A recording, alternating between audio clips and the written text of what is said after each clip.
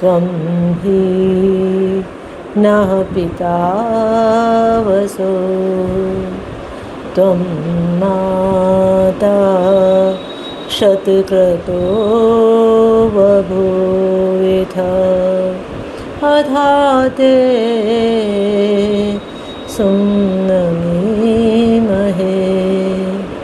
त्वं हि नः पिता वसो। हे परमेश्वर, हम यह कार्य आपको प्राप्त करने और करवाने के लिए साधन के रूप में करने जा रहे हैं। इस कर्म को और इसके कर्म फल को आपको ही अर्पित करते हैं। ओम शांति शांति शांति। सभी को सादर नमस्ते। आज हम भोजन मंत्र पर विचार करेंगे।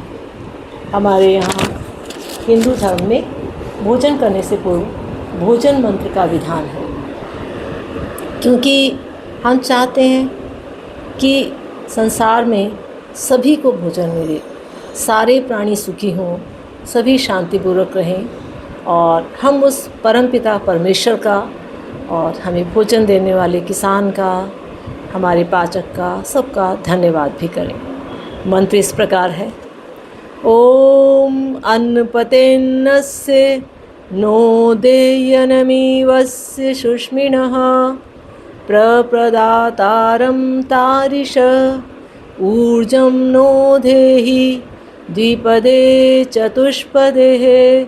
ओम शांति शांति शांति। आप सबसे पहले इसके अर्थ पर विचार करेंगे। सबसे पहला शब्द आता है इसमें ओम। ओम परमेश्वर का निज नाम है, जिसका अर्थ है सर्वरक्षक। वो परमपिता परमेश्वर हम सबका रक्षक है। हमारे दुर्गुणों से, दुर्व्यसनों से, दुर्भावनाओं से, रोगों से, क्लेशों से, हमारे भय से हमेशा हमारी रक्षा करते हैं। तो जब भी हम ओम का उच्चारण करें, ऐसा अनुभव करें कि हम उस परमेश्वर की सुरक्षा में हैं। इसके बाद शब्द आता है अन्नपते। अन्नपते किसे कहा है? परमेश्वर को कहा है, क्योंकि अन्न को देने वाला कौन है? निर्माता कौन है? परमेश्वर ही है। आप कहेंगे कि अन्न को देने वाला किसान भी हो सकता है।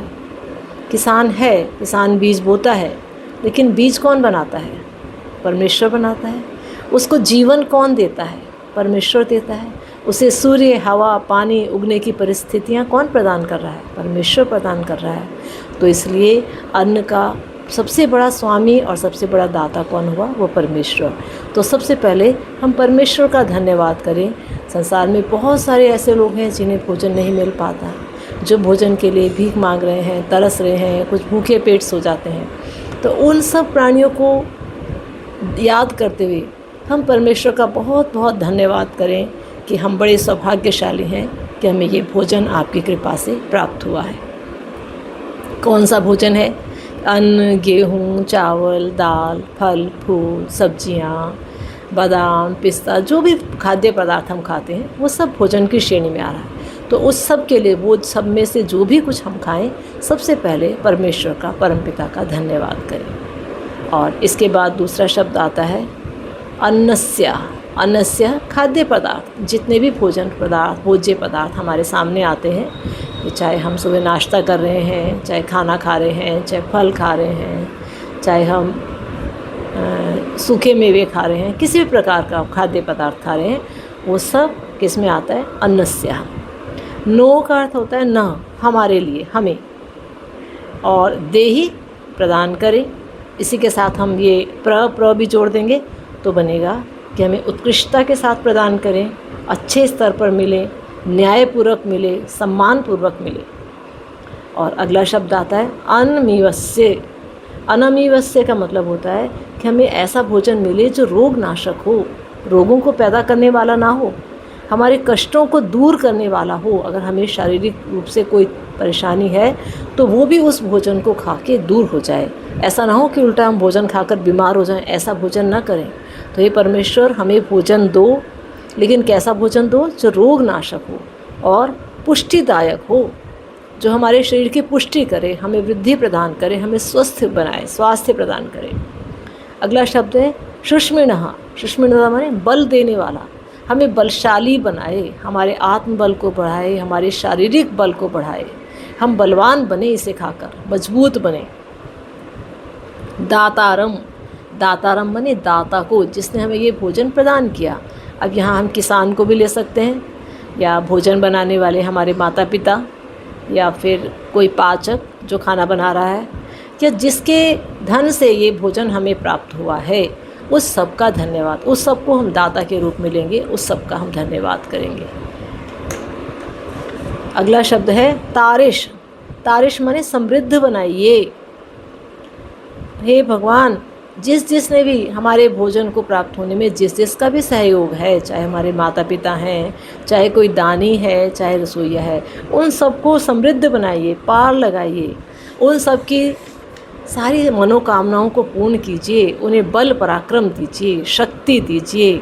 कितनी अच्छी अच्छी प्रार्थनाएं की कि जिसने हमें भोजन दिया उसको सब प्रकार से सुख समृद्धि प्रदान कीजिए। देही माने प्रदान कीजिए, नो माने न, और क्या करें, हमारे लिए या हमें, और साथ साथ द्विपदे चतुष्पदे। द्विपदे माने 2 पाँव वाले हम मनुष्य आदि, और चतुष्पदे 4 पाँव वाले पशु पक्षी। तो संसार के समस्त प्राणियों को जो भोजन प्रदान कर रहे हैं उन सबका कल्याण कीजिए, ये भी कह सकते हैं। या कह सकते हैं कि हे प्रभु, जैसे हमें भोजन मिल रहा है ऐसे संसार के समस्त प्राणियों को भोजन मिले, वे सब अच्छा भोजन पाकर पुष्ट हों, बलवान हों, पराक्रमी बने, स्वस्थ रहें। संसार के समस्त लोगों को भोजन प्राप्त होना चाहिए और सब बलशाली बने। अब इसके साथ साथ ही हमें ये भी ध्यान रखना है कि यदि हम समर्थ हैं तो समाज के जहाँ जहाँ लोगों को भोजन नहीं मिलता वहाँ तक हम भोजन देने वाले बने, भोजन पहुँचाने वाले बने। जैसे अनाथालयों में हम भोजन दे सकते हैं, है ना। अस्पतालों में बहुत सारे लोग बीमार ऐसे पड़े रहते हैं जिन्हें कोई भोजन देने वाला नहीं, हम वहाँ पहुँच सकते हैं। जहाँ जहाँ हम आसपास अपने जीव देखते हैं जो भूखे हैं उनको भोजन दे सकते हैं। तो हम धन्यवाद भी करें परमेश्वर का, और साथ साथ हम ये भी ध्यान रखें कि हम भी किसी के भोजन के दाता बने, हम भी किसी को भोजन प्रदान करें, क्योंकि भोजन तो प्राथमिक आवश्यकता है। अगर हमारा शरीर बलिष्ठ नहीं होगा, शरीर को भोजन नहीं मिलेगा, तो हम कोई भी कार्य नहीं कर पाएंगे, प्रभु की भक्ति भी नहीं कर पाएंगे। इसलिए हे परमेश्वर, सबको भोजन प्रदान करो, सबको शक्ति प्रदान करो, और हमें भी चाहिए कि जहाँ जहाँ तक संभव हो हम सबको भोजन देने में सहायक हों, हम भी अपनी सहायता का हाथ बढ़ाएं, सबको भोजन दें। अब यहाँ पे 2-4 बातों का और ध्यान रखना चाहिए। ये मंत्र तो हमने पढ़ लिया, लेकिन उसके साथ साथ हमें ये भी देखना है कि हम जो भोजन करने जा रहे हैं वो कैसा भोजन है। बहुत तैलीय भोजन तो नहीं कर रहे हैं, स्वास्थ्य बढ़ाने वाला भोजन है या नहीं है, कौन से घी तेल का प्रयोग कर रहे हैं, इसका भी हमें ध्यान देना चाहिए। कितने मसाले हम खा रहे हैं, क्या ये अंदर जाकर हमें स्वास्थ्य देंगे या हमारे अंदर बहुत ज़्यादा उत्तेजना बढ़ाएंगे। कौन से घी का हम प्रयोग कर रहे हैं, शुद्ध है या नहीं। जो हम अनाज लेकर आ रहे हैं वो अनाज भी जो है कैसा है, उसको भी हमें ध्यान देना होगा। मिलावट का भी हमें ध्यान देना होगा।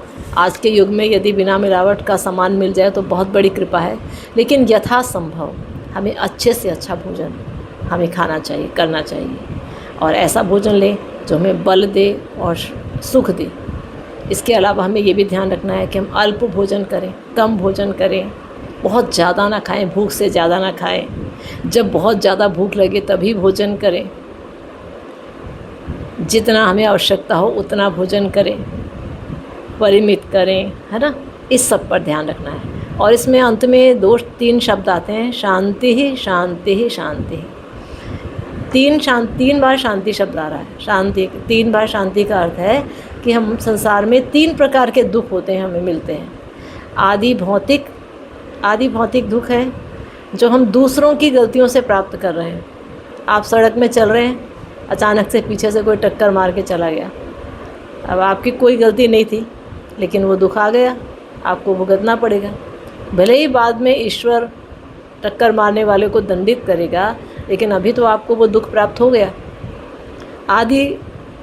आध्यात्मिक दुख क्या है, जो हम अपनी गलतियों से पाते हैं।